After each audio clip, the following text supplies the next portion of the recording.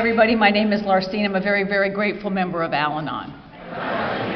And I want to thank you very much, Jane and Glenn, for the invitation to get to come. And Brantley picked us up from the airport, and Lisa and Chris and Tony, who sent me emails all the time, and Paulette, who sent me cards and notes. I mean, the hospitality here is beyond. You know, I love the hospitality of this part of the country. I think everybody could learn a lesson from you guys. I mean, it's remarkable. And thank you for making me and my husband feel so welcome. It's just a real honor and a privilege to get to be here, and of course all the speakers that you've had, you know, and that you're going to have. I mean, you have some of the best that AA has to offer, and I'm an expert on it because I go to lots of AA meetings, and you know, and Charlie and Katie are very, very dear to my heart, and I appreciate Charlie's appreciation of Al-Anon. I had to hit him a couple of times, but he's finally getting it, and then Bill, who, you know, we talk about Bill, you know, because Bill really did almost die. He is not BSing nobody from this podium. I mean, we all saw him and thought, man, this is scary, scary stuff. And even after he got his liver transplant, it was even scarier because he had, you know, as an alcoholic, you just never accept a gift easily, you know. It's always got to be a fight, you know, and so, and he got a new liver and his kidneys were pissed, you know. I mean, it's just so typical of an alcoholic, and you just can't get a new liver and be happily ever after. No. So, but anyway, you know, that he sits with us here today is just as an answer to God's prayers for a lot of people. And I've known Bill for a really, really long time. I know both of Bill's wives. And one thing I'll tell you about Bill, he's a good wife picker. You know, I mean, it's not anything else, but he's a good wife picker. And because he has had two remarkable women in his life. And I also got to go to meetings with Bill's mom, who was a remarkable member of Al-Anon, and it's one of the reasons that I get to stand before you today. So anyway, I just need to say that. You know, it's always really scary and intimidating being the only Al-Anon speaker at an AA conference. I liken it to being the corpse at an Irish wake. No one expects you to say much, but they can't have the party without you. You know, I mean, it's just the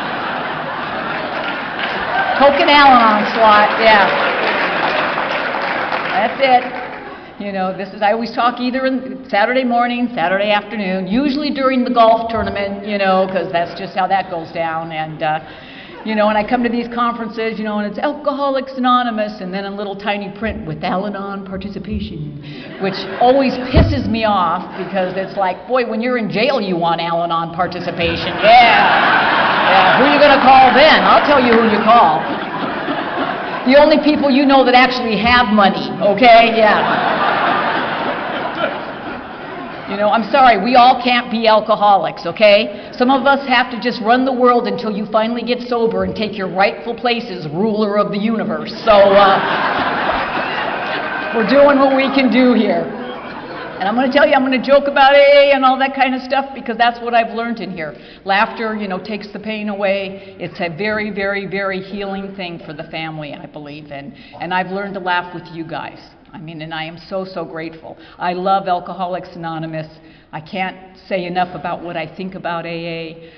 You know, it saved my husband's life. It saved my son's life. I am so grateful to Alcoholics Anonymous. It has saved my life. And I am not an alcoholic. I identify so much with all the speakers when they're talking about the steps and they're doing that. All of that applies to me. I identify with all the feelings. The only reason that I'm not in Alcoholics Anonymous is because I don't drink. I just can't get past, you know, I'm just not into it. I just, you know, no, I don't care. I'd rather have a pickle than drink, actually. You know, I mean, if you ask me, that's just how it goes down. Other than the obsession for the drinking part, you know, I'm with you. I'm with you 100%. But I'm not going to stand before you today and tell you that I know what it's like to be an alcoholic, because I don't. I do not understand the compulsion to drink. I don't understand the allergy. I don't. It's not my experience.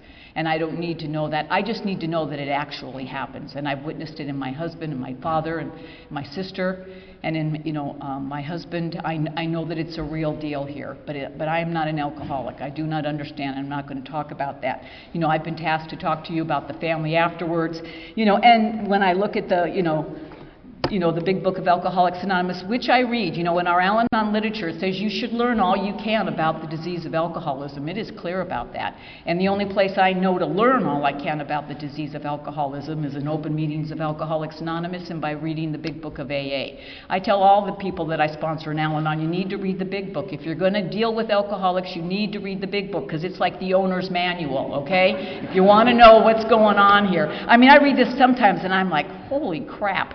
And, when my husband first got sober, he says, I wasn't going down on. He goes, you need to read the chapter to wives and the family afterwards. That's what they told me. And so I read the chapter to wives, and the family afterwards gagged me with the spoon, okay? I'm sorry.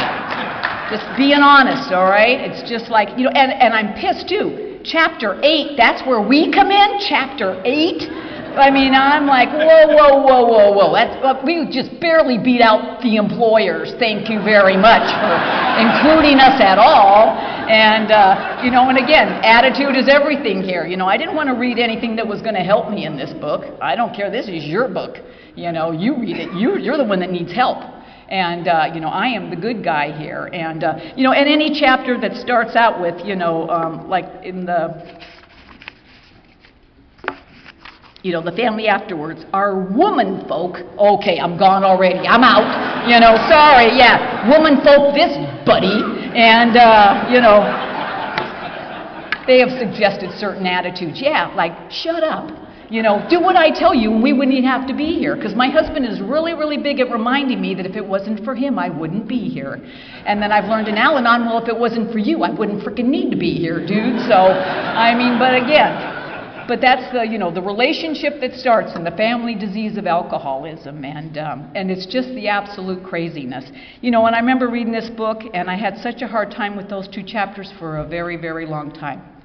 And I know that Lois really did want to write those 2 chapters, the chapter to the wives and the family afterwards, especially the chapter to wives. She really wanted to be the person, and I know she was hurt that Bill did not ask her to do that.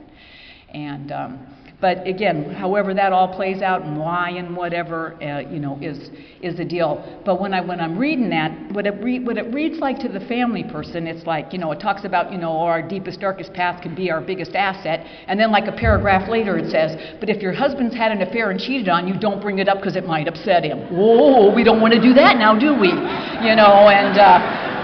And then all this, like, it didn't upset us, but I guess we don't want to upset him. And that's just what I keep reading. Don't rock the boat. Be nice, no matter what he does, no matter, and there's if he drinks, cheerfully try and help him get, it's okay, no big deal. Yes, it's a big deal. And, but again, my emotions and where I'm coming from. And like I said, I wrestled with this for a long, long time. But then when I got, to the back of the family afterwards. And and one more time, and when I wrestle with anything and I have a question about it, and it has been shared so much about here, it's about, think about it, pray about it, and I think answers come when you do pray about things.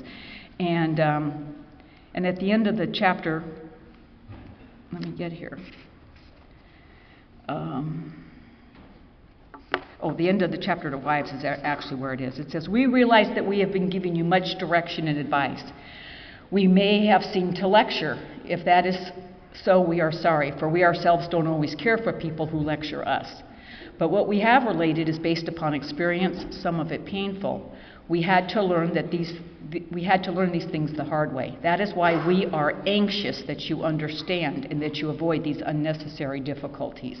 And when I read that, this is why we are anxious, that you understand.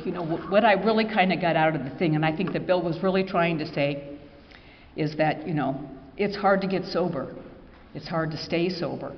And if there's any way you can help us, because back in the day, they could barely get 100 people together.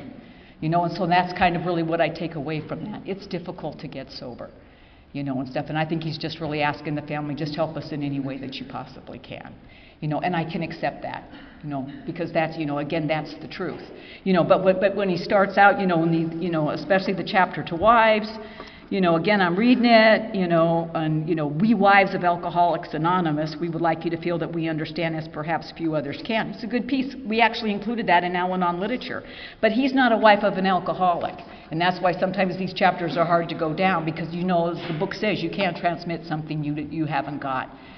So unless you've been the wife of an alcoholic and that part of it, or the daughter of, or the husband of, or whatever that is, you don't know what that feels like. And it is very, very painful. I'm the oldest of 4 kids. My dad was a master sergeant in the Army. I grew up with a lot of discipline. I grew up with, my dad raised our family just like he raised the Army. We had little Army bunk beds. We had foot lockers at the end of our bunk beds where we stored our stuff. My dad did room inspection every week. We had Army blankets on our bed. My dad would pop a quarter on it. I remember standing at attention at the end of my bunk waiting to get the salute from the Sarge, and just the way that it went down in our house. And I loved it. I love discipline. I love organization. That's all it's a big, big deal to me. And it works in my life. I like knowing what you want me to do, how you want me to do it, and therefore that and I can perform and do those things. And my dad was also alcoholic. I had no idea my dad was alcoholic. It's not like you're born and you get this certificate that says, hey, this is what's going on, or pamphlet, that, hey, too bad your dad's an alcoholic, so start going to Alateen as soon as you possibly can. My dad's just alcoholic. I don't know that he is. I just know my dad drinks every day. My dad gets drunk every day, and my dad's a mean drunk. He's just an angry guy when he's drinking. And I have no idea what that's all about. I used to wonder as a little kid why someone would go to all the trouble to marry someone, and just to yell at them, to have kids, and then just to yell at everybody and scream at them and hit them and make them feel bad about who they are. What the heck is that about? I didn't understand any of it. But again, I don't know anything about the disease of alcoholism. All I know is my dad's a mean guy. As a little kid, I don't even tie it to his drinking. Because it's just the way he is. Because my dad drinks every day. My dad gets drunk every single day. My dad likes to hit us every single day. It's just what he does. So I just think that that's just what dads do. Because we're always living in military homes with other military families. And believe you me, there are lots of moms that are walking around with broken arms and black eyes, and no one ever says anything about it. So it just becomes normal behavior. It's where the insanity starts, how I start being affected by the family disease of alcoholism, even though I am not an alcoholic. And I have no idea about any of this stuff that's going on. And when I was really new in Al-Anon, I went to lots of open meetings of Alcoholics Anonymous. Again, I can't recommend that enough. I learned in Alcoholics Anonymous that, they weren't drinking at me. That's where I learned that kind of a thing. That's a big relief. It's a huge relief. And, it was one of those very first AA meetings I was at. I heard the AA speaker that night. He talked about alcoholism, the family disease. And he described alcoholism, the family disease, as like having a rhinoceros in your living room, but everybody pretends it's a coffee table. And if I have to describe the house that I grew up in, boy, that's the house that I grew up in. Because my mom, she would always know when my dad was ready to have an alcoholic explosion, which isn't hard because he had an alcoholic explosion every day. It was just a matter of when it was going to happen. My mom would sit at the table and speak to us facially, because if you grow up in an alcoholic home, any form of verbal communication is the first thing that goes out the window. And when you're at the dinner table and your mom's looking at you and she's like not speaking, but she's going, you know what that means. It means, nobody talk, nobody speak, just look down at your plate because your dad's going to blow. But it's one of us kids would do some minor infraction, a pea would roll off your plate, you could scrape your knife, it didn't matter. My dad would go nuts, ballistic, dinner would go flying, everybody gets a beating, everybody has to go to bed, 5 o'clock in the afternoon, mom, kids, the dog, we all go to bed because that's just the way it goes down in our house. The next morning I'd have the courage to get up and go down the hallway to go and to get breakfast before I went to school in the morning, and there would be my dad drinking his breakfast beer. And no one said, gee whiz, Dad, what was that about last night? Gee whiz, how come you had to hit everybody? How come you had to break everything? Because the rhinoceros just goes back to being a coffee table again, and you hope today will be different. Because boy, that is the banner call for every family, family that's living in the disease of alcoholism, is you hope today will be different. That's just the deal here. And, I need to let you know that my dad ended up dying when he was 55 years old. He died the death that they talk about in the big book of Alcoholics Anonymous, total insanity and death. I can't even tell you the last words my dad said to me because they were so vile and so vulgar. I wouldn't even begin to repeat them from this podium. And I always say the last words my dad said, when in reality I know those are the last words my dad's alcoholism said to me. Because now that I can look back, at that particular day, I can remember my dad being in that bed, and my dad was over 6 foot tall. But when he was in that bed, he was probably 140 pounds, maybe. His eyes sunk back in his head. I mean, just totally, just an absolute wreck. And just before alcoholism took the life of yet one more person, it spit out the last crap words it could before it took the life of yet another person. And that's the disease of alcoholism. So I know those are the last words my dad's alcoholism said to me today. And I had a lot of issue with my dad. And I like to tell you, me and my sisters, we were, that we were sad my father had died. Heck no. My sisters and I were like in the hotel lobby, like, ding dong, the witch is dead, da da da. And I don't tell you this story because I'm proud of it. I tell you this story because this is where the family disease of alcoholism will take a family. That you're glad to see someone die just so you don't have to live with that fear and that horror and that crap that goes on in your life day after day after day. It's the family disease of alcoholism.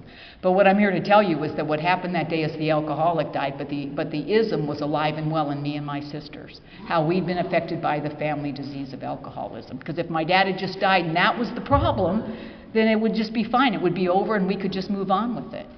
But what ended up happening for me is that when my dad died in 1981, October the 13th, on Friday the 13th, because that's the day my dad would pick, and that's the day he died, and because he was just that guy, and I had started coming to Al-Anon in June of '81. So, June to October, I wasn't anywhere at all in the loving and kind, forgiving. None of that stuff was going on. I wasn't doing any of that in my program. I was very new in Al-Anon. I was still checking it all out. So, but I was going to Al-Anon. I'm going to the meetings. I've got a sponsor. I'm doing what they tell me to do. And I'm doing all this stuff. Why? Because when I sit in a meeting, for whatever reason, even though I don't believe a word I'm hearing, I know I'm hearing the truth. Because it's the only time I ever feel comfortable. I just know I'm hearing the truth. I don't like it. I don't think it applies to me, I don't, but I know I'm hearing it. That's the only explanation I can have for why I kept coming back. And, but I was coming back and I was trying to do it. I was working the steps, working with a sponsor, doing this stuff. And now my dad's dead, and, so I'm in Al-Anon a little bit here, and I'm working the steps, and, but it doesn't seem to matter, boy. Somebody says something, looks at me funny, does some kind of anything, doesn't matter, whatever. It triggers, here we go with the trigger thing, it just makes me remember something in the past, some humiliation, because my dad was just really, really big on that. I tell people, that if you've ever had a drunken dad show up at a school function when you're getting an award, I'm here to tell you that pitiful and incomprehensible demoralization isn't just reserved for the alcoholic. And my dad was really big on humiliation and embarrassment and doing those kinds of things. And somebody would say something to me, and I would remember one of those incidents, and I would get so angry and so pissed off all over again. He's dead, but it doesn't matter. I'm just as mad as I've ever been. And I don't know how you are, but when I'm mad and pissed off, I like to take that home and share it with my husband and my children and the people that I love and care about the most, because that's the family disease of alcohol, manifesting itself, the best way it can. And if you can involve the neighbors, yay for you, extra points, it's just suck everybody into this suck hole of misery as much as possible. I don't know what it is about that disease that demands it, but it's just, that's what goes on. And I didn't want to be doing it. I'm going to the meetings, I'm learning about recovery. I'm hearing your stories. I want to have this in my life. I just don't know how to turn it off. And I don't know how to turn off the anger. And I remember going to my sponsor, God, I don't want to be doing this. And I'll never forget my first sponsor, Jeannie, just the best person in the universe. And she came up to me, and I was talking to her, and I just don't want to be doing this, Jeannie. And what can I do to help me? And I remember her telling me, Larcine, you've done the steps, I have no question. You've done the inventory stuff, we've done all that work. She says, but Al-Anon isn't about problems. Al-Anon is about a solution. And unfortunately, the family disease of alcoholism wants me to constantly focus on the problem instead of what the solution is. Instead of the solution that's in this book, that'll show us a better way to live. But you gotta, as everybody has said, are you willing to look at it from a different perspective and a different angle? And so she says, I'm going to give you an assignment, you're not going to like it.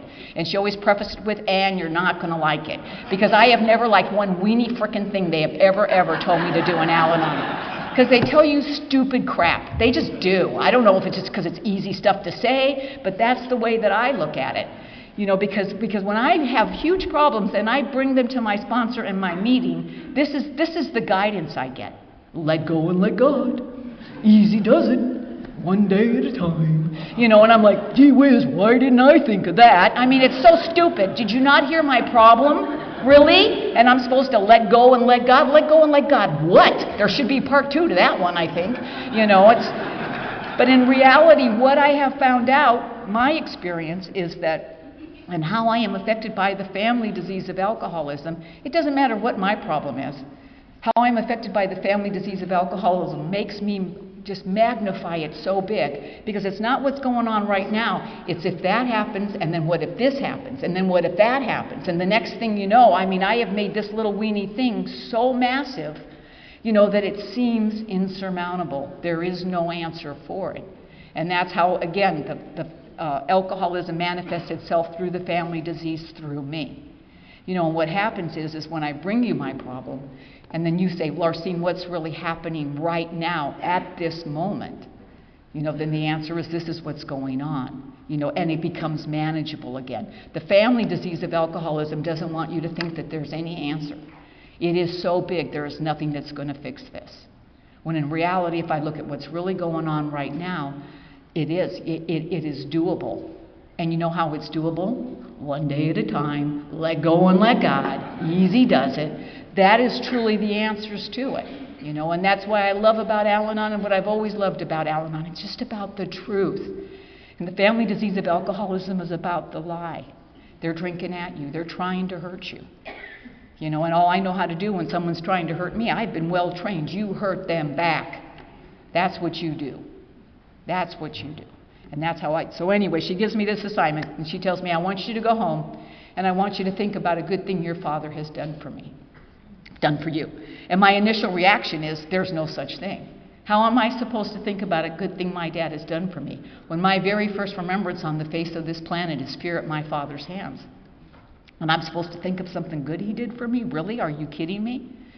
But again, one thing I believe is God's grace for me when I first came into Al-Anon that I will eternally be grateful for, as I heard at one of those first meetings, is that you have to be willing. You have to be willing to do something different, because if you're not willing to do something different, how can you possibly expect anything to change? And so for whatever reason I heard that, and it was a believable statement to me. It made sense to me. And I've always had this much willingness, not much more. But again, this program is so powerful, I only think you need this much willingness. That's how powerful it is, but you do need some. So I've always been willing. And I don't know how long it took me, a week or 2 weeks, and I remember that my dad taught me how to drive. You know, and if you're going to live in Southern California and marry an alcoholic of your own and track that sucker down, it's a skill you just got to have, okay? Because unlike you in AA, we in Al-Anon like to be licensed, okay? We just like it, okay? Just... There's a comfort there, you know, and and he taught me how to drive, and I did not think my sponsor would be happy with that answer. I really didn't think but it was honestly, it's the only thing I could come up with. And I sincerely hope that if you're an Al-Anon, you are sponsored. It's just, I can't say enough about sponsorship. To me, it's like having your own personal rooting section. They want you to do well. They just do and why? What is their vested interest in it, you know? Because again, we talk about this is a spiritual life. It's the only place I know of when other people are doing well, you might as well be doing as well as they are. The joy that comes from that is just undescribable. Again, it has to be spiritual because I can't explain it in any other way.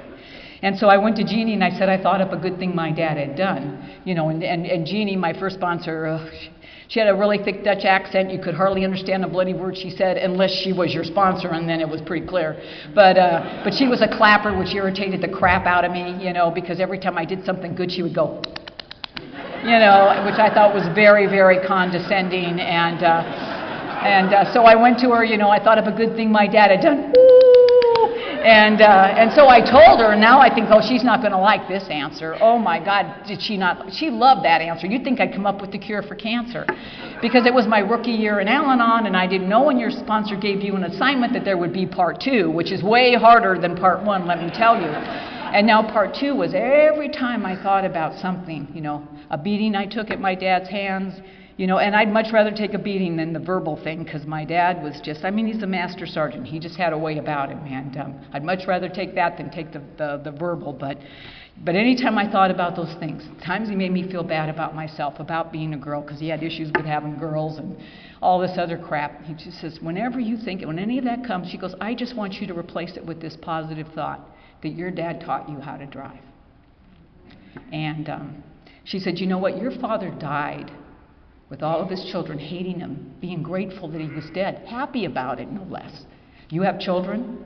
Is that what you want to have happen to you? Do you think that that's what your father wanted to have happen to him? Or can you accept the fact that he was a sick alcoholic and he paid the ultimate price? Not only did he died with his family hating him, being grateful that he was dead.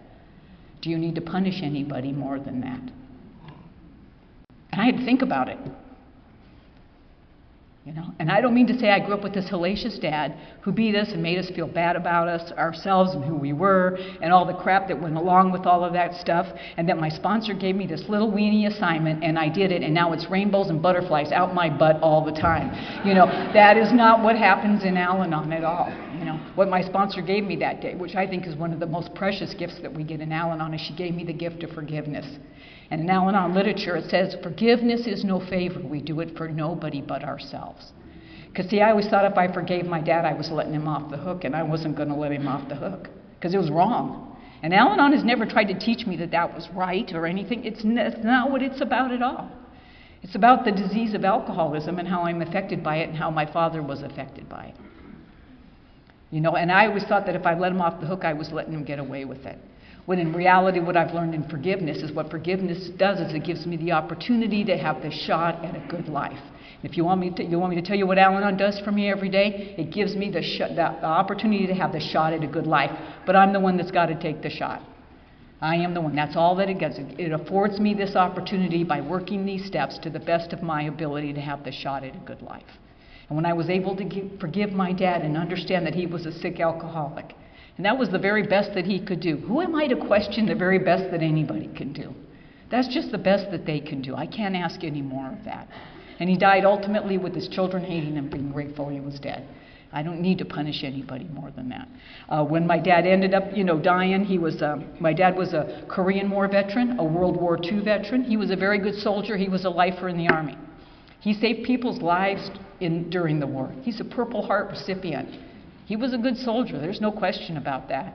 And they ended up bringing me, my mom had divorced him and I was in charge of everything, so they brought me his ashes and the flag and all this stuff, and I happened to be home alone that day and they dropped all that stuff off. And I took my dad's ashes downstairs and put them in our laundry room behind our garage there, and I took them down the garage and I put them in the laundry room and I put them behind the washing machine, and I said, you sit here and you think about what you did. And my dad sat there for a bloody long time, let me tell you, okay? A long, long time. Every time I go down the laundry, hey, Sarge, guess who's in charge now, Sarge, and girls rule, okay? And every so often I pick up that box and shake the shit out of it. There, how does that feel,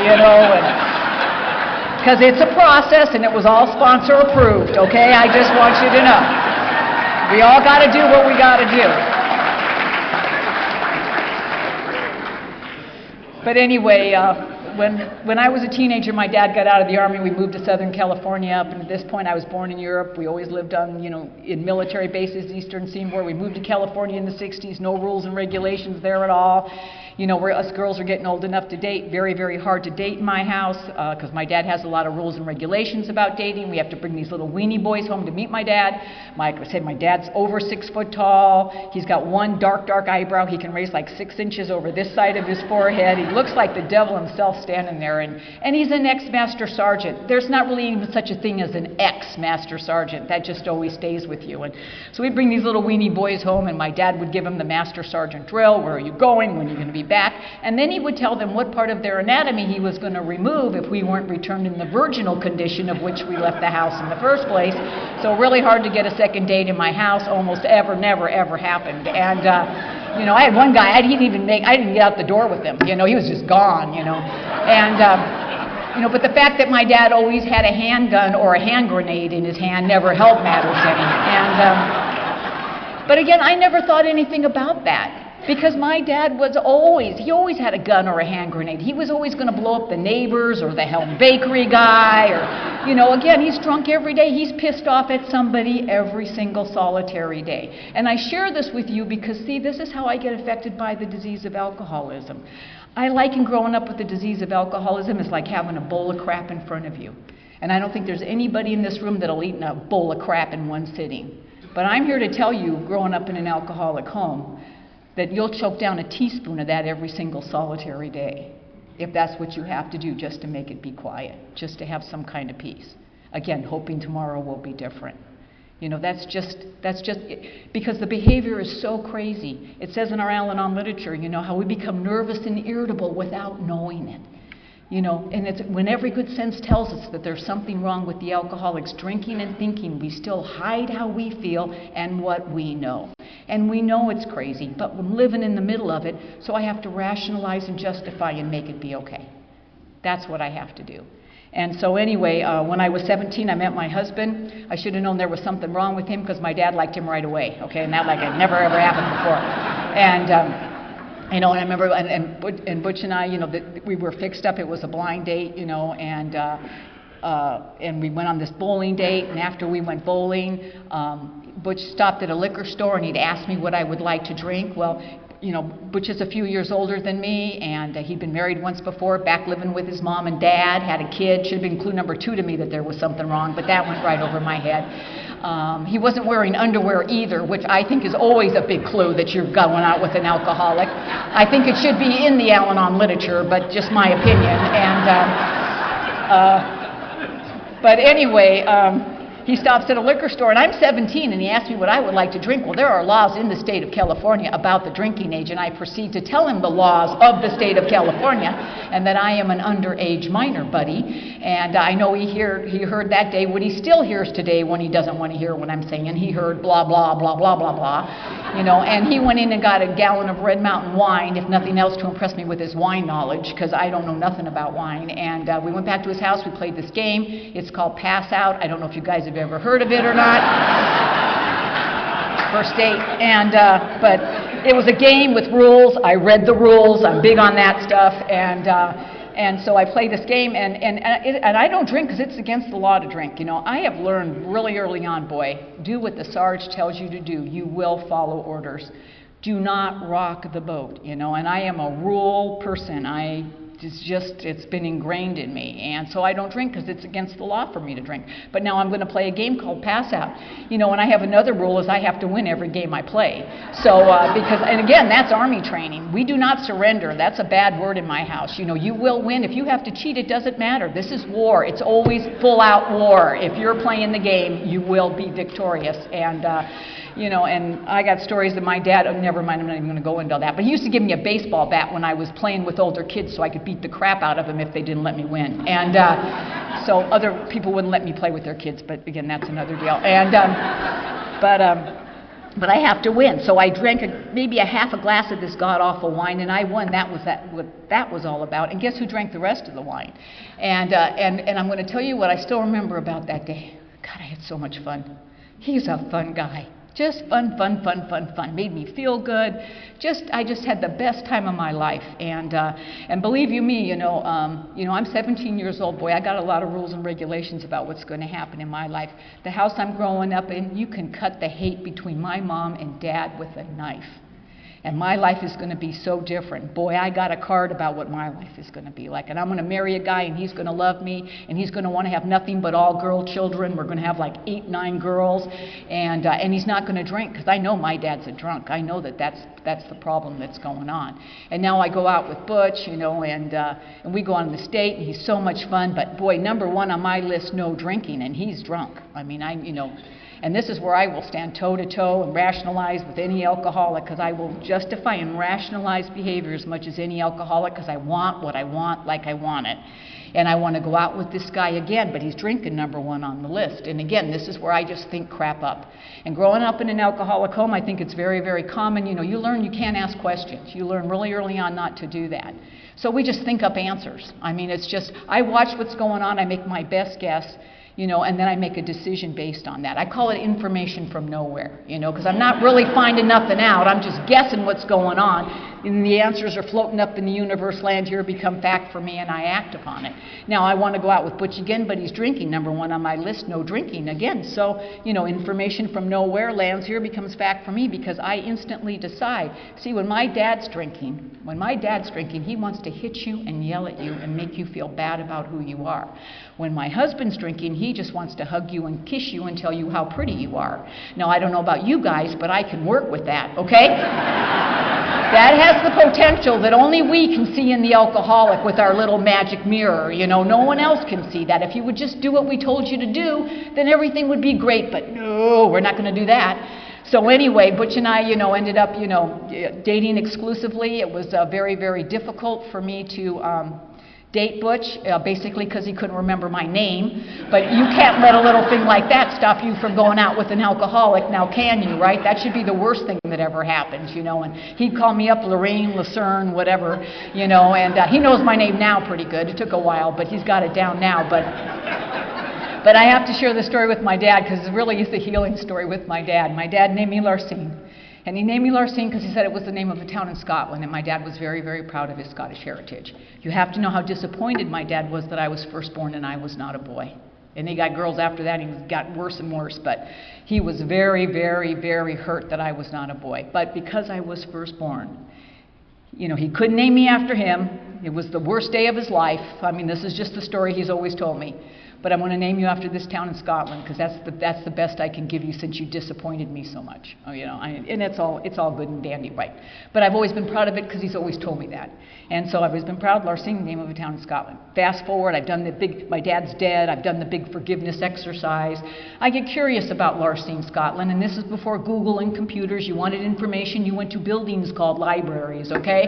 And I go to the library to look up Larcine, Scotland, and nothing. I can find nothing on this. So I go to the reference librarian because it's just a little neighborhood library, and I tell her what I know. Can you look this up for me? It's the name of a town in Scotland. It's really all the information I have. Come back in a couple weeks. We'll send it to the downtown library. We'll see what we can find out for you. I come back in 2 weeks. No such place as Larcine, Scotland.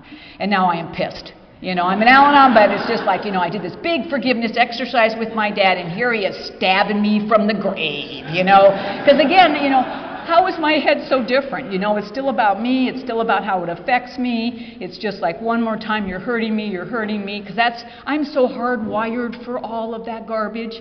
And then we have a friend, who's in AA, and he goes to Scotland every year to go golf, and he goes, Larcine, before you go whack-a-doodle, let me go to Scotland and ask my friends in Scotland. Scotland's a really old country. Maybe there was Larcine, Scotland, like hundreds, thousands of years ago. Let me ask these people before you go whack-a-doodle. So he goes to Scotland. He comes back 2 weeks later. No one in Scotland has ever heard of frickin' Larcine, Scotland.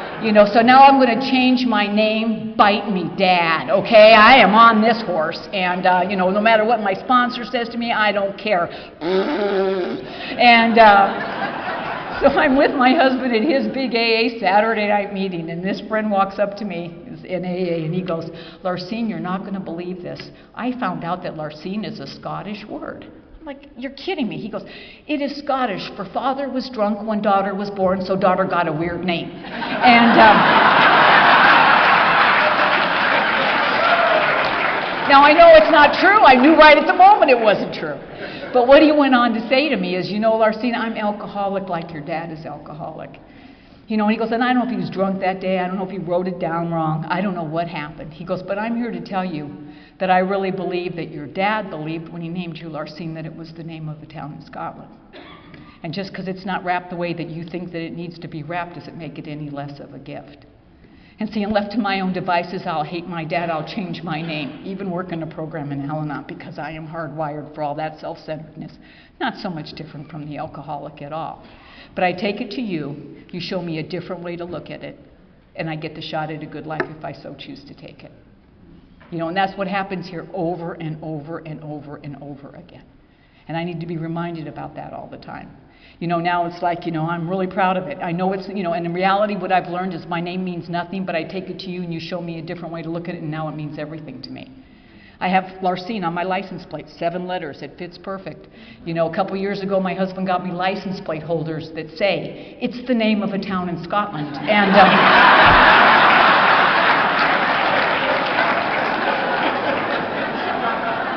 And I swear to God, I've had 2 total strangers come up to me and tell me they have been there.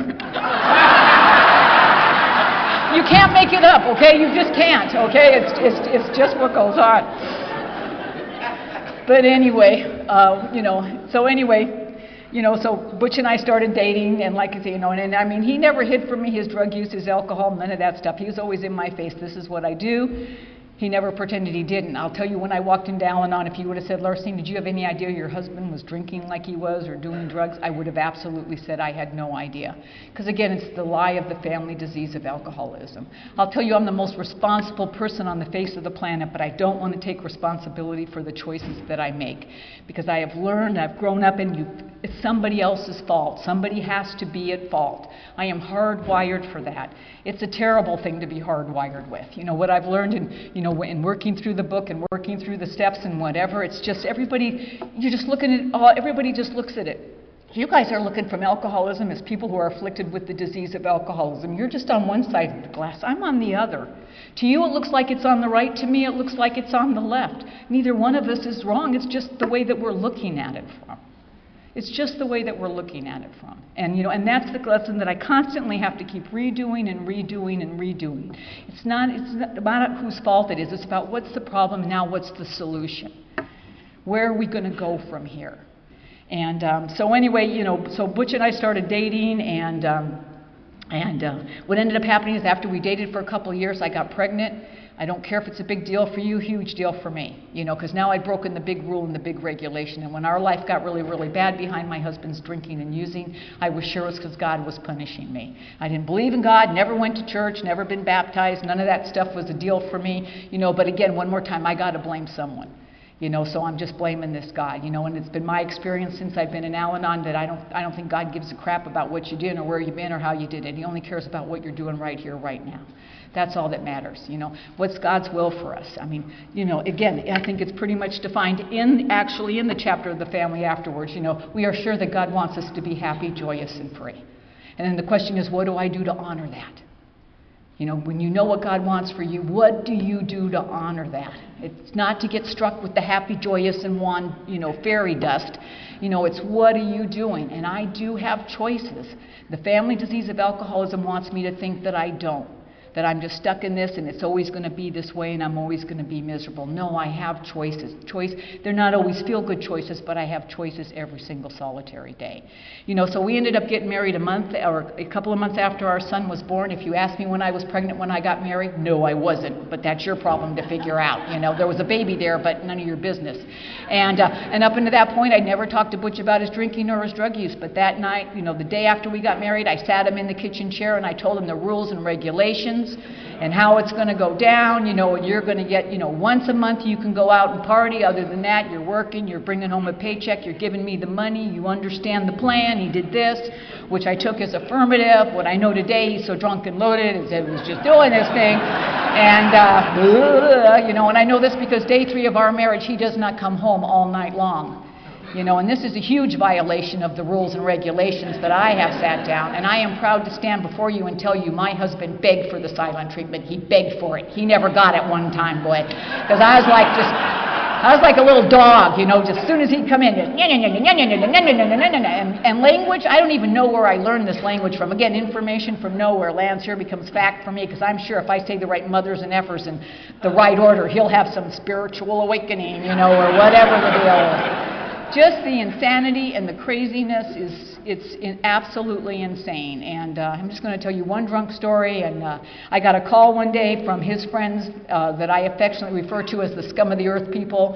And these are the drug dealers. And my husband is so drunk and so loaded at their house that if I do not come and get him, the drug dealers, are going to call the police. Okay, that's the condition, you know. So I put on my cape and off I go to rescue him like I always do. And our son was just a baby at the time, and he's laying in the drug dealer's bushes. They kicked him out of the house, you know, and I'll never forget the drug dealers looking between the Venetian blinds to see if I've come to get him. And I get him in the car, drive home. I take our infant son upstairs, put him in his crib. I come down to get Butch. He's gotten out of the car, fallen in the street, cracked his head on the curb. I'm bleeding. I'd like to tell you I am concerned about him. I am not, you know. I am not, you know, it was always my plan that he should die. You know, someone said, why didn't you just divorce him and let him win? I don't think so. That's not going to happen. No. You know, so, but I don't want anybody to see him in this condition, you know, so, and I can't lift him up because he's 180 pounds of wet washcloth. I mean, you know, forget it. So I grab him by the ankles, I heave him up over the curb, I'm dragging him down the sidewalk, little trickle of blood following, you know. It's like a little snail trail-like thing, and And why we call these people normies, I have not a clue. But I'm dragging a guy bleeding by the head down the sidewalk, and this guy's driving down the street, and he stops his car and says, "Are you having a problem?" I go, "Yes, my husband's fallen and he can't get up." And it's the truth. So anyway, we get him up, and so he's, the guy's got him, across his shoulder, and I'm on the other side. And for whatever reason, again, I'm very organized. When emergencies happen, I just make a list in my head. 1, 2, 3. I'm trained that way. That's what I do. And once it goes on the list, it's got to get checked off. It's going down in that order. So not only does he have a head injury, I have to get him in the house, I have to get him upstairs because he has to be in bed, because that's on the list. So, and now we're going up the stairs, and and Butch and I are just cursing and yelling and screaming at each other, and Mr. Good Samaritan no longer wishes to participate, okay? Not everybody likes the crazy, okay? They don't. And so that guy was out the door, and now Butch is on the bedspread, big puddle of blood. I'd like to tell you, oh my God, and stuff, but I want him to die, but I don't want my fingerprints anywhere, and I'm the only one in the house. Okay, what am I going to do here? So I call 911, I'm hysterical. They send a hook and ladder truck, paramedics, the police, everybody's there. I'm in the bedroom with the baby crying. The paramedics clean him all up. He's got a little freaking weenie cut, but the police come in and they go, "Mrs. Gantner, your husband says he injured himself because you pushed him down a flight of stairs." And of course I had not done that. But this is serious stuff going on here. I have a small child with me right here. My husband has accused me of doing this, hellacious thing. They could take my child away from me. They could arrest me and take me to jail. And I am the sober person in this whole scenario. And do I have any? No, I tell you what I do. I go red hot. I just go so freaking raging angry. How I am affected by the disease of alcoholism, because I don't even care. So I tell the Redondo Beach Police I didn't do that, but if you'll prop him up, I'll be happy to push him down in front of the Redondo Beach Police. Because that's the insanity of my disease. Because I want someone to say, "You are so right, Larcine. You are the good guy. What's going on in your house is crazy." Because alcoholism doesn't want you to think that. My husband all the time, he's like, he loses vehicles, which still baffles me to this day. Okay, I'm sorry. You guys are like, how do you lose things that weigh thousands of pounds? I just don't even know how you do that. But he's a truck loser from way back. And so he's home and there's no truck. And I'll say to him, "Butch, where's your truck?" And you know what you say back? "What truck?" Like there isn't a truck to be had, And then when it's not there, you go, "Well, what happened to my truck?" Like, I know what happened to your truck. That's the insanity of the thing. One time he told me, "We're having a big fight. I'm leaving you. I'm done." "No, Larcine, don't. We'll get a babysitter. We'll go out to dinner. I'm not going to drink anymore." We go out to dinner. We're going to talk about it. We go to this Italian restaurant. First thing he does is order a carafe of wine. "I thought you said you're not going to drink anymore." You know what he says to me? "This is wine." And then I start thinking, is wine alcohol? That's how convincing you are, okay? And what I know from reading this book is you're so convincing because you believe it. And that's the insanity. And I don't understand. And that's the craziness. So anyway, Butch gets all cleaned up. He's got a little weenie cut. The paramedics got to take him, because he's too drunk to walk. So I don't know your neighborhood, but all my neighbors are out front, and stuff. And Butch is he's still, to this day, all the neighbors know him. They don't know me because I'm huge on anonymity. I speak to no one.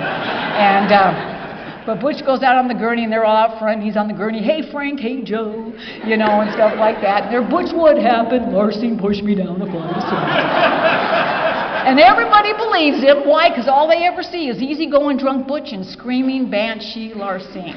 That's the insanity. That's the insanity. And then we had this incident, Butch is one of 9 kids. We were going to have a family reunion. His family reunion, it's a big deal. And I make him raise his right hand and promise me he'll be sober that day so we can go. And the day comes, and guess who's so drunk and so loaded he can't even stand up. And I am so angry, just so angry. And I'm here to tell you, no matter how blacked out or drunk my husband's been, he's never raised a hand to hit me, because that's not who he is and it's not what he does. He's not a verbally abusive guy, none of that. But what I started doing is I started poking him in the chest. Why don't you just hit me? Let's just take it to the next level. Because all I know how to do is push back and push back as hard as I can. You're hurting me, so I'm going to hurt you back. And I remember all of a sudden, you know, at this point we have 2 little boys, and they're like 5 and 3 years old, and they're standing on either side of me, yanking at my pant leg. Mommy, Mommy, please stop yelling at Daddy. And I would like to tell you that I had a moment of clarity then, but I did not. What I started doing was I started screaming at those little boys. How dare they tell me to stop yelling at their dad when he's the reason our life is the piece of crap that it is. And by the time I get done screaming at these little boys, I watch my drunken husband walk out the front door, and I, the sober mom, say to the drunken dad, where do you think you're going? And the drunken father turns to the sober mom and says, I'm leaving because we're upsetting the kids. And I don't tell you this story because I'm proud of it. I tell you this story because this is how I'm affected by the disease of alcoholism, and I don't even know it. Because I hide under the illusion that I'm the good guy. I'm the one with the job. I'm the one keeping a roof over our head. You know, in the beginning, you know, the alcoholics things always just seem so big, but they do. Spend entire paychecks in one night. How can you do that when I need diapers and formula? How can you spend all our money? You know, it's just, you know, and then what ends up happening is, you know, my things just seem like they're so small until my things are just twice as big as what the alcoholic is. But I don't see it because I have justifiable anger. Boy, I hang on to that. I'm right, you're wrong. That's the hill I die on over and over and over again because I can't see my husband for the sick person that he is. Because I know with every fiber of my being, every time he told me, Larcine, I'm sorry. I love you and I don't want to hurt you. I don't want to hurt our children. I know he meant it when he said it to me. I know he did, because I know when he's lying. And I know when he was really sincere. You know, but I couldn't stop it though. I would hear the voice in my head, Larcine, leave it be. Don't fight. Don't get into it. But then that ego, that huge ego that's in there, don't take no crap. Your mother took crap. You don't need to take that crap. Because again, I live under the illusion that I can yell and scream you into some kind of submission. Because that's how I was raised. The person that yells the loudest wins. You know, again, and what I had to learn in Al-Anon is I got a lot of misinformation from a person who had a lot of misinformation. That's all that is. And it wasn't about trying to teach me wrong or anything. He passed on what he had to pass on. It was the best that he had. And so anyway, you know, what ended up happening is, you know, somewhere in there, I went to my very first Al-Anon meeting. I sat in that front row. They have the great literature on the table, and you know, and they were telling me, you know, how, you know, what I could do for myself, you know, and my children, you know, but you know, I didn't want to hear that. I only want the piece of literature that's how to get them sober and do what you want them to do, because that's all I am interested in. Yet when I'm sitting in that front row, Larcine, do you want your life to be different? Oh my God, do I want my life to be different? Larcine, what are you willing to do about it? Nothing, because it's not my fault. You know, again, that justifiable anger. I say justifiable anger is just as deadly to the Al-Anon as the first drink is to the alcoholic. You know, we go back into the insanity and back in the craziness, and my husband's last 9 months of drinking are just pretty much a total blackout for him. You know, and you know, and then in the last 9 months of his drinking, he ended up getting arrested for drunk driving, which is no big deal. He got arrested lots of times, but this was in the 70s. He always got let go on recognizance. You always hire a lawyer for $1,000, reduced to reckless driving, blah, blah, blah. We've done it so many times. Why this was different, it just was. But, you know, so anyway, he's in jail, and then, you know, I pick him up the next day, and I knew something was going on because I didn't say anything. And believe you me, I know that God was working in Butch's life because it takes a power greater than anything on the face of this planet to keep my mouth shut. I can't, to this day, I can't explain it. I cannot explain it. And, you know, and I just found out about this hospital program that they had just started, and so anyway, after a couple of days, you know, he comes down and makes that understatement of the century. I think I have a problem because you guys are so quick on picking up on that. And and so I gave him the number of the hospital. And again, God working in his life, because I'm the organizer. I'm the one that does the stuff. But I didn't. I just gave him the number.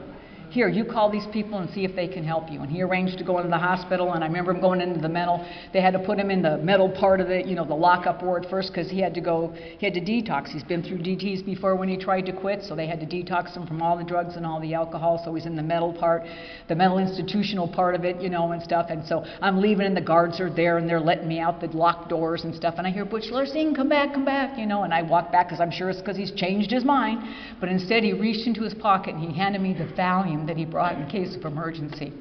And he never parted with the Valium in his life, let me tell you. He never parted with anything in his life. And I, you know, and I knew something was different, you know. And I went home and I took that Valium because I was a freaking bastard. I think I slept for like 26 hours on one 10 milligram Valium. But in my own defense, I was really, really tired. And, you know, so I'd go to the mental institution to go visit Dad, you know, and to cheer him up. The kids were little. I'd bring him, you know, the paintings they did in kindergarten and preschool. But no, he wanted to show me what he made in occupational therapy. We'd go home and hang his projects on the refrigerator. Look, Daddy's sober. He's painting pictures. Woohoo! You know, it's crazy. You know, and then they ended up, you know, after he was there for a couple of weeks, they introduced him to the alcoholism treatment side of that program, which included the program of Alcoholics Anonymous, you know, and I'm very, very grateful to tell you, you know, my husband has been sober July the 21st, 1979. He's got 39 years, well into his 40th.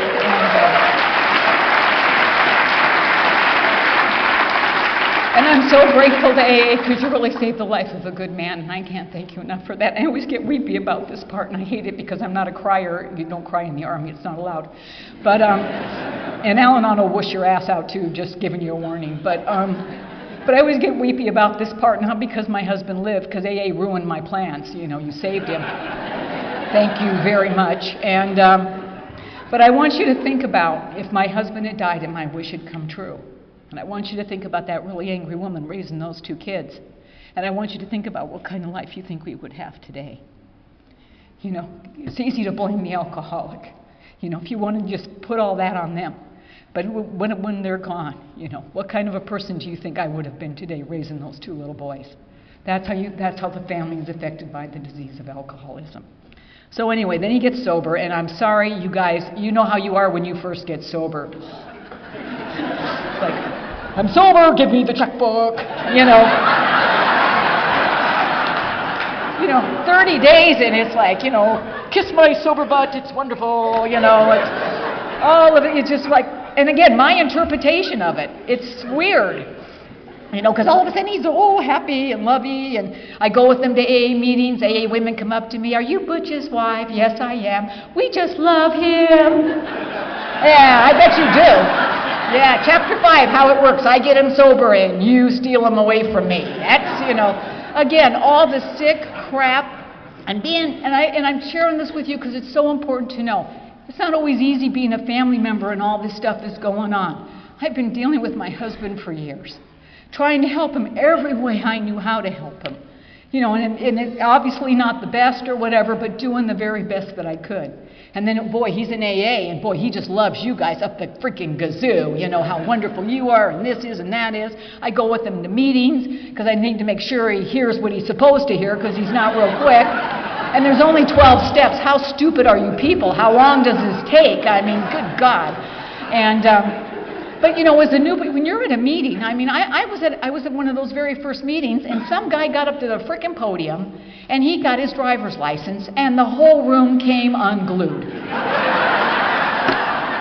I've had a driver's license since I was 16. It's not a big deal. And, but I don't know it's a big deal in Alcoholics Anonymous, and I come to find out that if you have a driver's license and a good registration and insurance, that is the trifecta of Alcoholics Anonymous.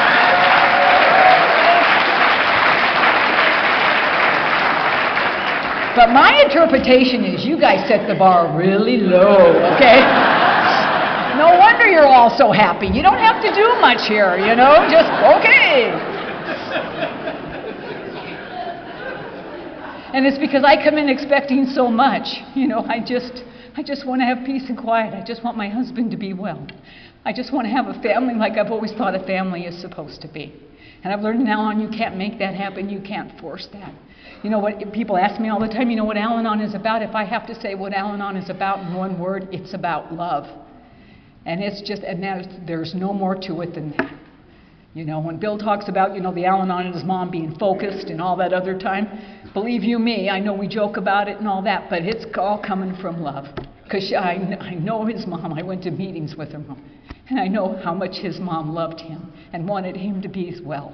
It's what every parent wants for every kid. You know, we had to deal with our son. You know, when I first found out Butch was alcoholic and somebody said to me, you know, it's hereditary and it's in your genes and stuff. My boys were little. I went home. I made them both raise their right hand and promised me they would not be alcoholic. Okay, we did pinky swears, the whole freaking 9 yards. Fast forward, you know, I'm in Al-Anon a while now, and Butch is sober a while. We're both really active. I come home from a meeting. My youngest son is 12 years old. He has dropped LSD.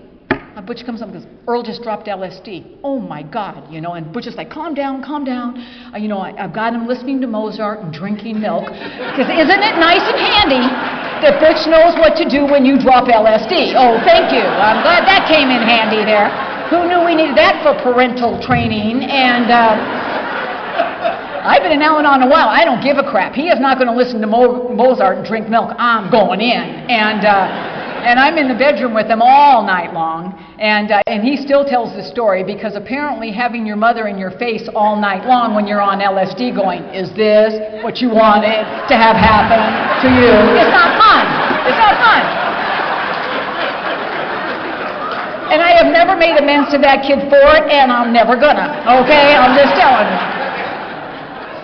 But that kid was a roller coaster ride for us. I mean, just absolute insanity. And then we're at our South Bay Roundup, and we have a great Roundup just like you guys do, all of our friends. And you know, and my son is 19 at this point. I'm 15 years in Al-Anon. It's been a roller coaster ride. And I come home, and I'm very disciplined about my exercise deal. And I've been gone for 3 days, so now I got to do 3 days of exercise, you know, in 1 hour. And so, because it's just how it is for me. And I have a treadmill in the garage, and I go out to my treadmill. And, you know, and I've just come home from the Roundup. I mean, I am full of love and serenity and peace and just the stuff that happens in these rooms. But I go out to my treadmill, and next to my treadmill is my son's weight bench. And on there is a driver's license. It's a woman's driver's license. It has information. I love information. This woman lives in Glendora, California. Her birth date's on there. She's 32 years old. I instantly decide in 10 seconds or less, information lands here, that she has been in my house. She has had sex with my 19-year-old son. She has 2 kids, wants to marry him and call me Mom. I am all over this story, okay? You know, and I run in the house and I show Butch the driver's license and nothing, because the man has no imagination whatsoever. Driver's license. No, it's not a driver's license. This is what happened. You know, and his eyes roll back in his head when I'm crazy like that, like they always do. We call Carol. Carol's my sponsor now, you know. You're nuts. So I call Carol. I tell her what I think happened. You know, and Carol rarely gives me direction, but that day she told me to shut up. She goes, I know you are scared for this kid. And what's the worst thing that can happen? They can die, and it happens. I can't tell you how many funerals I've been to for people who have lost their children because of this disease. And I'm here to tell you, there's nobody that feels like a black belt Al-Anon ever when that is going on. It's not what Al-Anon is about. It's not about not caring. It's not about turning. It's about unconditional love. That's what Al-Anon is about. And so I was, you know, and again, my fear drives me as much as it drives an alcoholic, absolutely positively. She says, Larcine, it takes just as much efforts to think good thoughts for this kid as it does bad ones. So instead of thinking up crap in that head to add to a plate that's already got enough crap on it, why don't you just pray for him instead? And I end my conversations, as I often do with my sponsor, never mind, you know, and stuff. Because I know, I've been coming for a long time. I just need to be reminded. You know, and as it turns out, I don't see that kid for a couple of days because of my work schedule and his drug schedule. And he comes in 2 days later with the driver's license, and he says, Mom, what do you do when you find a driver's license? Well, I don't tell him what I do when I find a driver's license. Because it's a very bad example, you know. Somebody who's working the steps, working the program. And like I said, it was a ride for that kid. Earl turned himself into AA when he was 36 years old. And I am so grateful to Alcoholics Anonymous, yet again, you know, for that happening. But I want to tell you, from 12 to 36, boy, it was a roller coaster. But what I learned in Al-Anon, what my sponsor kept pounding into me, unconditional love. She made me look up unconditional. You know what it says? No conditions. That's it. That's what it's all about. Because the truth is, one more time, Al-Anon shines the light of truth on it. I love this kid, and there's nothing he's ever going to do that's going to make me not love him. But I cannot fix him. If love could fix alcoholics, let me tell you, none of us need to be here. It's not the way it is, you know, and so I'm grateful. And, and when Earl got sober, I want you to know, Earl didn't get sober because, his mom is in Al-Anon, his dad's in AA. He's been going to AA since he's frickin' 3 years old. You know what he told me what he learned in AA, Mom? When I was going to AA as a kid? I learned how to fly under the radar, boy. I learned what to do not to get caught. Because you will hear in AA and exactly what you'll hear in Al-Anon, what you want to hear. And that's all he learned when he was doing that. And when he turned himself into AA, he did so because of one thing and one thing only. We say, but for the grace of God. I believe it's but for the acceptance of God's grace. My son got sober because, as was spoken about, that window opened, that window of grace, and he walked through it, and you were there for him. And I am so, so grateful for that. So grateful for that. And our life has just been this absolutely, there's ups and downs. We have a grandson. He's 16 years old now. When he was born, just the absolute apple of my eye. I was so excited to be a grandma. I can't even tell you, I've never been a grandma. I consider grandma a big do-over.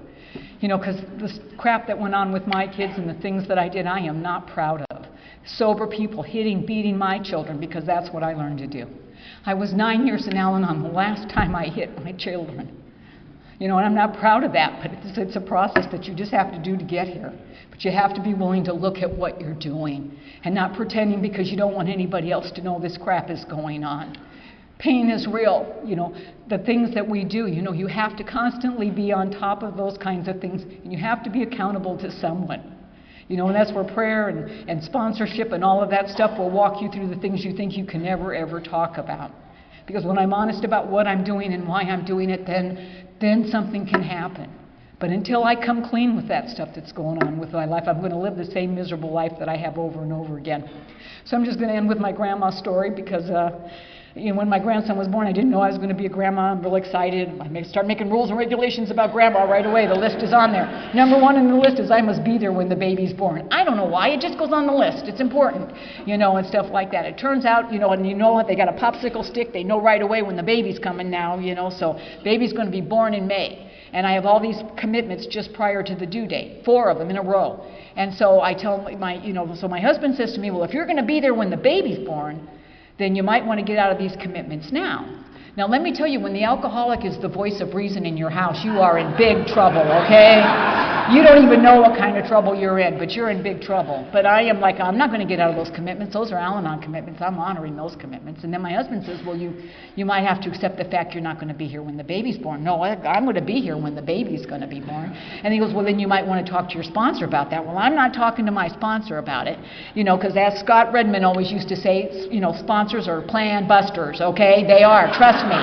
No matter how good it is, no matter how much sense it makes, they will poke holes in your plan. And so I don't tell my sponsor, and I can't tell my home group because they'll rat me out to my sponsor. Any good home group would.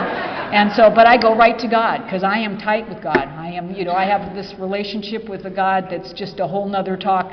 But I am tight with God, and I remember going to God, and I know we don't pray for specifics, and I never do. I always ask when Bill was going through his thing, not that Bill lived, but that you give Bill and Karen the strength they need to walk through whatever it is that they need to walk through, and that you give me the strength to be as good as a friend as I can be through this whole ordeal.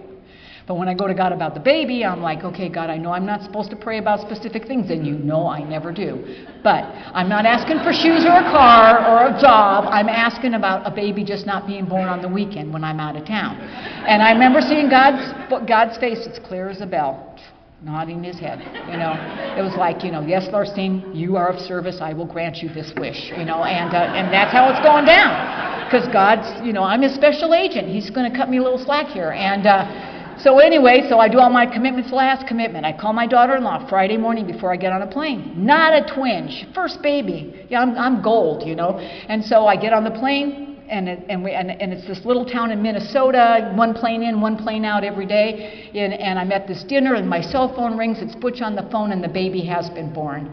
Boy, I am pissed. I am so angry. I'm telling Butch, don't you touch that baby. Nobody looks at that baby. I am just like insane. And I'm at this conference, and they're, oh, we're so happy to have you. And I'm like, I hate you people, Of course, that doesn't come out. That's what's inside. The outside says, yeah. And I go out because I have tools. I call my sponsor. I start screaming at Carol. I hate Al-Anon. This sucks. When do you get to be there for your family? I ask God for one little bitty baby, not to be born on the weekend. Do I get it? No.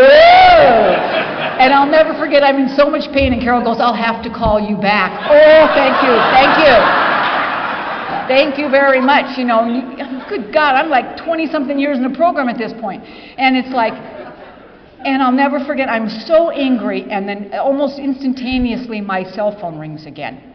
And it is Carol's sponsor, Charlotte. Now, I'm not sure how it is in Tennessee, but I'm going to tell you in Southern California, when your sponsor calls you, you have crossed the line, boy. They're bringing in the big guns to reel your ass back in. And I know better than to yell at her. I go the other way. I start crying, oh, the baby, I really want to be there when the baby's born. When do you get to be there for your family? This sucks. And I'll never forget Charlotte's sweet voice. You know, Larcine, did you turn your life and your will over to the care of God today? You know, and there's one thing that I have done faithfully since I have been Al-Anon every single solitary day is turn my will and my life over to the care of God. Because I know how much I can mess it up with my own thoughts because I want what I want like I want it. But I'm here to tell you, no matter what's going on in your life, no matter how busy you are, I don't give a crap what's going on. You can turn your will and your life over to the care of God in 2.3 seconds. God, I turn my life over to you. Done. It's that frigging simple. And I do it every single solitary day. And when I told her that I had, she says, then you are exactly where you were supposed to be, doing exactly what you were supposed to be doing.